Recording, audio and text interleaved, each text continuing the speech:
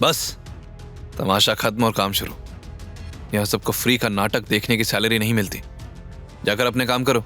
और हाँ, मेरी नजर सब पर है, इसे मेरी वार्निंग समझने की गलती मत करना। मैं जो कहता हूं उससे कहीं ज्यादा कर भी सकता हूं। यह कहकर वेद सीधे कियारा के कैबिन की तरफ बढ़ा। लोग उसे जाने देने के लिए खुद ही रास्ते से हट गए। तब एक एम्प्लॉय धीरे से बोला, ये तो पागल है भाई, कंपनी के मेंबर्स को मार पीट कर ही उठा लाया। तब दूसरे ने फुसफुसाते हुए जवाब दिया, पागल नहीं है भाई, असली मर्द है और कियारा मैडम से बहुत प्यार भी करता है।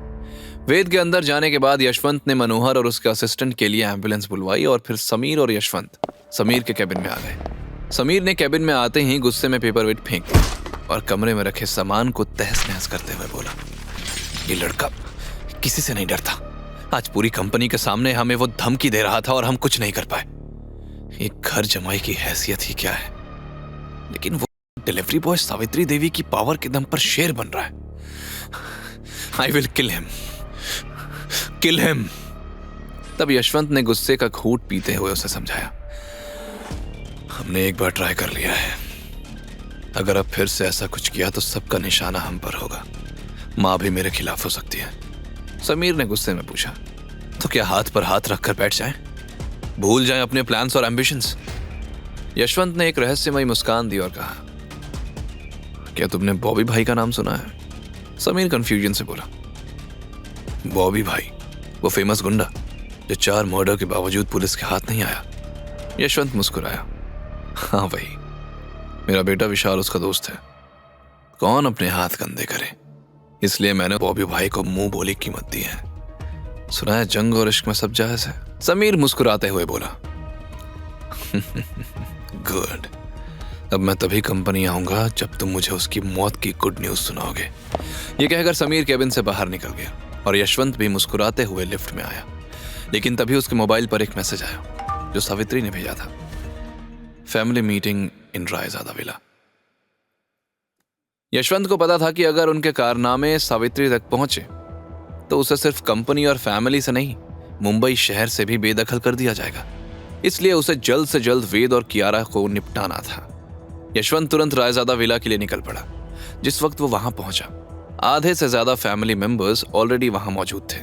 सब फॉर्मल सीटिंग अरेंजमेंट के हिसाब से बैठे थे। यशवंत अपनी जगह पर आकर बैठ गया। कियारा हॉस्पिटल में थी, इसलिए वहां मौजूद नहीं थी।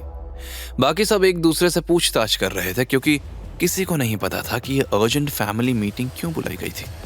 तभी सावित्री देवी आई और मेन सीट पर आकर बैठ गई। सब ये जानने के लिए नर्वस एंड एक्साइटेड थे कि सावित्री देवी आज क्या फैसला लेने वाली है। यशवंत के अलावा ममता और बाकी किसी फैमिली मेंबर को नहीं पता था कि आज मनोहर के साथ क्या हुआ। इसलिए सब एक्सपेक्ट कर रहे थे कि दादी आज शायद प्रॉपर्टी का बंटवारा कर दे। राघव एक्साइटेड होकर बोला, दादी अब तो सब आ गए हैं, बताइए ना क्यों बुलाया है? तभी दरवाजा खुला और वेद स्वैग से अंदर आया। उसे देखते ही सबके चेहरे के एक्सप्रेशंस बदल गए। राघव गुस्से में चिल्लाया, What are you doing here? ये फैमिली मीटिंग है, यहाँ सिर्फ ब्लड रिलेटेड मेंबर्स होते हैं and you are an outsider Ganwar, so leave। लेकिन वेद राघव की आंखों में आंखें डालकर आगे बढ़ रहा था और दादी ने टेबल पर हाथ पटकते हुए रौबदार तरीके से कहा, वेद को मैंने बुलाया है, अगर किसी को प्रॉब्लम है तो वो फैमिली मीटिंग से जा सकता है। यह सुनकर राघव ने गुस्से का घूंट पी लिया और चुपचाप बैठ गया। तब दादी के इशारे पर एक सर्वेंट ने उनकी बराबरी पर एक रॉयल चेयर लाकर रख दी और यह देखकर सबके होश उड़ गए। दादी की बराबरी पर बैठना मतलब दादी के बराबर की अथॉरिटी और पावर मिलना। सब उस सीट पर बैठने को बेताब थे और सबके मन में यही सवाल था, किसे मिलेगी ये सीट? तभी दादी ने वेद को वहां बैठने का इशारा करते हुए कहा, वेद, दिस इज योर प्लेस। बस उनका इतना कहना था कि पूरे कमरे में पिन ड्रॉप साइलेंस था। क्या दादी वेद को सारी अथॉरिटी देने वाली थी? क्या फैमिली मेंबर्स ये एक्सेप्ट कर पाएंगे?